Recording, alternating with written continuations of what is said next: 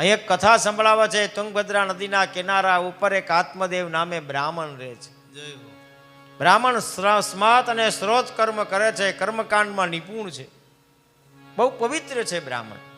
એને પત્ની છે, એનું નામ ધુંધુલી છે, લોકોની વાર્તા કરવામાં કુશળ છે, પતિ પત્નીમાં બહુ પ્રેમ છે, આનંદની સાથે રહે છે. પતિ પત્ની બહુ પ્રેમથી વર્તન કરે છે, પણ મોટી મુશ્કેલી એ છે કે આત્મદેવને સંતાન નથી. અને આત્મદેવ ઘણા બધા ચિંતામાં પડે છે કે મારે સંતાન નહીં, મારે સંતાન નહીં, મારે સંતાન નહીં. ધન ઘણું બધું ભેગું કર્યું, ધનને ધર્મના માર્ગમાં ખર્ચે છે. જે કાંઈ કરવું પડતું બધું કર્યું છે આત્મદેવે પોતાને સંતાનની પ્રાપ્તિ થાય એના માટે, પણ સંતાનની પ્રાપ્તિ થતી નથી. મનમાં વિચાર કરે છે કે અરે રે, આવું જીવન જીવવા કરતા જીવનને વિરામ આપી દો.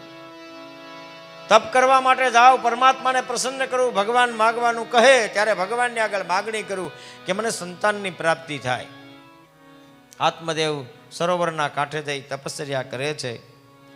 બપોરનો સમય થયો, તૃષ્ણા લાગી છે, તરસને કારણે પાણી પીવે છે. પાણી પીને મનમાં વિચાર કરે છે કે અરે રે ભગવાન, મારા જીવનમાં તે આટલું બધું આપ્યું પણ સંતાનનો અભાવ રહ્યો. મનમાં વિચાર કરીને કહે છે ભગવાન, મને સંતાન મળે તો સારું, આ જીવન મારું વ્યતીત થતું નથી.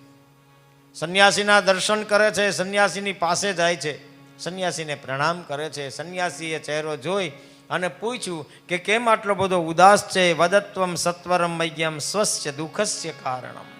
કેમ આટલો બધો ઉદાસ છે?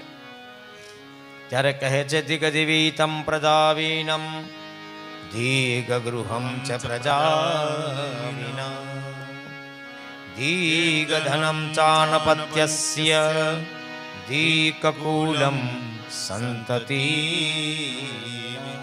ભગવાન, મારા જીવનમાં બધું છે પણ સંતાન નથી.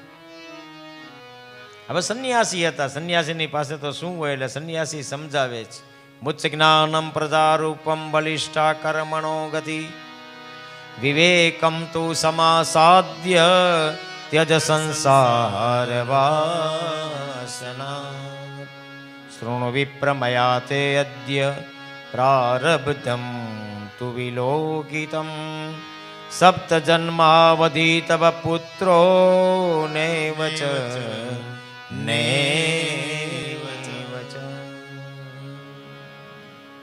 3 શ્લોક સંભળાવે છે. ત્રીજા શ્લોકમાં કહે છે સંતતે સગરો દુઃખમ વાપાંગ પૂરો તથા રે મુચ્ચાદ કુટુંબાશામ સંન્યાસે સર્વથા સુખમ.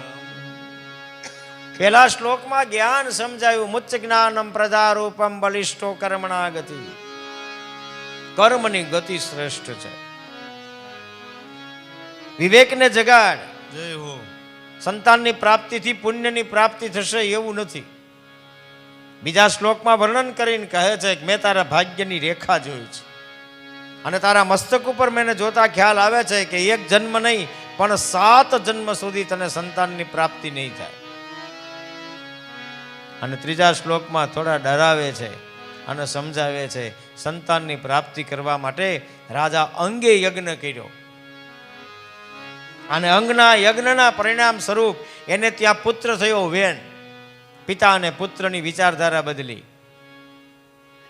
મહારાજા સગરે સંતાનની પ્રાપ્તિ કરી. એના 60,000 સંતાનો ઉન્મંત થઈ ગયા અને કપિલ ઋષિનું અપમાન કર્યું. એટલા માટે હું તને કહું છું સંન્યાસે સર્વથા સુખમ. યાદ રાખજો વાલા, આપણને આપણા જીવનમાં વધારેમાં વધારે કોઈ તત્વ દુઃખી કરતું હોય ને તો એ તત્વનું નામ છે અપેક્ષાઓ. સામેવાળા માણસ પાસેથી તમે તમારા જીવનની અપેક્ષાઓ જેટલી વધારે રાખશો એટલું દુઃખ જીવનમાં વધશે. સહજતાથી મળી જાય તો પરમાત્માનો પ્રસાદ છે.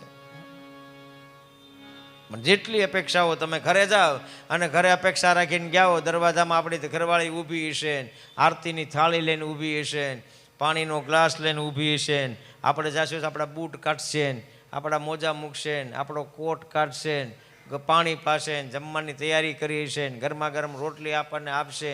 આટલી બધી અપેક્ષા સાથે ઘરે જઈએ અને ઘરે જઈને તાળું માર્યું હોય તો કેટલું દુઃખ થાય.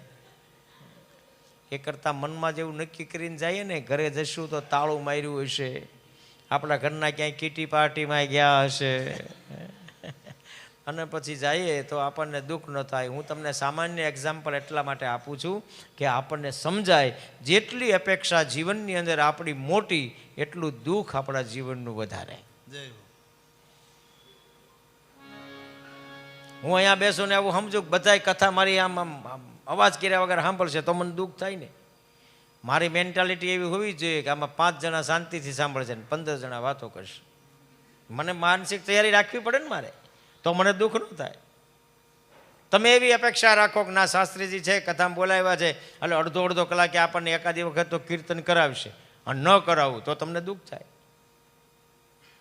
મતલબમાં બધી ચીજની અંદર જ્યાં સુધી તમારા જીવનમાં અપેક્ષાઓ છે ત્યાં સુધી આપણને દુઃખ છે. અને બીજાથી અપેક્ષા રાખતા પહેલાં એકવાર એ પણ વિચાર કરજો કે આપણાથી જેણે અપેક્ષા રાખી છે એને આપણે પૂરેપૂરી આપી શક્યા છીએ કે કેમ. માન જોતું હોય તો માન આપો, પ્રેમ જોતો હોય તો પ્રેમ આપો, ભાવ જોતો હોય તો ભાવ આપો. જીવનમાં જે કાંઈ જોતું હોય ને એ બીજાને આપશો તો જ આપણને પ્રાપ્ત થશે. જેટલા જોરથી દિવાલમાં તમે દડાને ફટકારો એટલા જ જોરથી દિવાલ તમારા દડાને પાછો આપે. એમ આપણા જીવનની અપેક્ષા જે આપણે રાખવી છે એ આપણે આપીએ. એટલા માટે ગુજરાતી કહેવત છે કોઈ આગળ વેત નમીએ તો સામેવાળો માણસ છે એ એક હાથ નમે છે. સમજાવે છે અહીંયા એટલા માટે સંન્યાસે સર્વથા સુખમ, અપેક્ષા વગર જીવનને જીવો.